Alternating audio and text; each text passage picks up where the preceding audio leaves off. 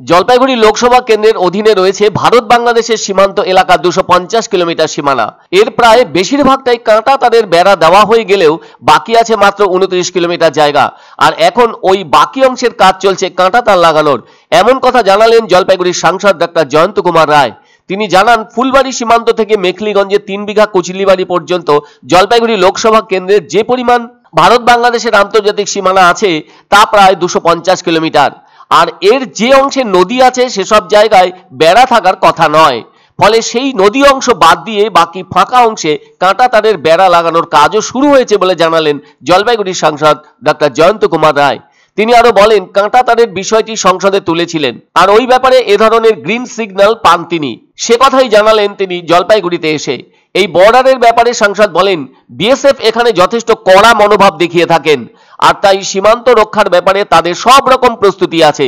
চটজলদি বাংলাদেশ থেকে জলপাইগুড়ি জেলা সীমান্ত টপকিয়ে সেভাবে আসতে পারাটা কঠিন ছিল এবং সেই কঠিন অবস্থা আজও আছে বলে মনে করেন সাংসদ ডাক্তার জয়ন্ত কুমার রায়। উল্লেখ করা দরকার, বাংলাদেশের সাথে ভারতের যে সীমানা তার পরিমাণ 4096 কিলোমিটার।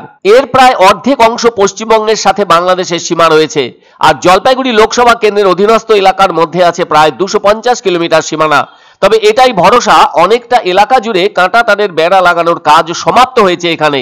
আর ওই কাঁটাতার এলাকার সাথে থাকা রাস্তাও ভালো করা হয়েছে। তবে আন্তর্জাতিক আইন অনুযায়ী কাঁটাতার রাখতে গেলে সেটিকে প্রকৃত সীমান্ত থেকে অর্থাৎ ইন্টারন্যাশনাল বর্ডার পিলার থেকে 150 গজের মধ্যে থাকা দরকার। কিন্তু পশ্চিমবঙ্গ বাংলাদেশের সীমান্তে খুব কম জায়গা আছে যেখানে প্রকৃত সীমান্ত থেকে কাঁটাতারের দূরত্ব 150 গজ। আবার বেশিরভাগ জায়গাতেই এই দূরত্ব থাকে 500 মিটার থেকে 1 কিলোমিটার পর্যন্ত। কিছু কিছু জায়গায় ওই দূরত্ব 5 থেকে 10 কিলোমিটারও ছাড়িয়ে যায়। সেক্ষেত্রে কাঁটা তারের অপর পারে ওই বিস্তীর্ণ এলাকা ভারতীয় ভূখণ্ডের মধ্যেই পড়ে। স্বভাবতই ওই জমির মালিক কোনো না কোনো সীমান্তবাসী যিনি ভারতীয়। যাই হোক, কাঁটা তারের পাশ দিয়ে যে রাস্তা আছে সেই রাস্তাকে বলা হয়ে থাকে ইন্দো বাংলাদেশ বর্ডার রোড। আর এ ধরনের রাস্তা বাংলাদেশের সাথে প্রায় সমস্ত সীমান্ত এলাকায় নিজেদের দেশের দিকে কাঁটাতার ঘেঁষেই থাকে। আর এই রাস্তা ধরেই টহল দেন বিএসএফ জওয়ানরা। এই টহল তারা প্রতিদিনই রুটিন মেনে দিয়ে থাকছেন। আর যাই হোক, এবছর বাংলাদেশে হাসিনা সরকারের পতনের পর নতুন অন্তর্বর্তীকালীন সরকার রয়েছে, কিন্তু ওই দেশের সনাতনীরা চরম বিপদে আছেন। আর যাতে ওই দেশ থেকে কোনো নিষিদ্ধ গোষ্ঠীর কেউ ভারতে প্রবেশ করতে না পারে সেজন্য অবশ্য বিএসএফরা তাদের কঠিন দায়িত্ব পালন করে চলেছেন। এ ব্যাপারে সাংসদ ডাক্তার জয়ন্ত কুমার রায় বিএসএফদের কাজের প্রশংসাও করলেন সংবাদ মাধ্যমের সামনে। যে নদীর মধ্যে তো ফেন্সিং হয় না, তো এইবার নদীর বাইরে যে এই যে 29 কিলোমিটার সেটাকে আনফেন্সিং দিয়ে হয়ে আছে, আনফেন্সড হয়ে আছে। এটাকে করার জন্য আমি আগেই জানিয়েছিলাম, তো তুলে ধরেছিলাম পার্লামেন্টে। আমার মনে হচ্ছে সেই কাজগুলো অনেকটা শুরু হয়েছে এবং আগামী দিনে আরও।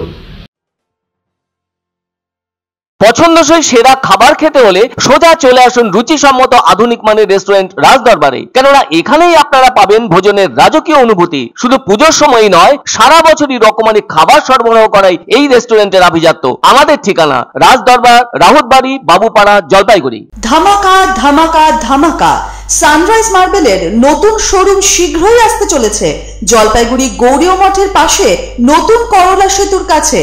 এখানে পাবেন আধুনিক টাইলসের রকমারি সম্ভার। এক অন্য অনুভূতির স্পর্শ পাওয়া যায় রয়কো ব্র্যান্ডের গেঞ্জি ও জাঙ্গিয়ায়। তাই ছোট বড় সবার পছন্দ রয়কো গেঞ্জি ও জাঙ্গিয়া।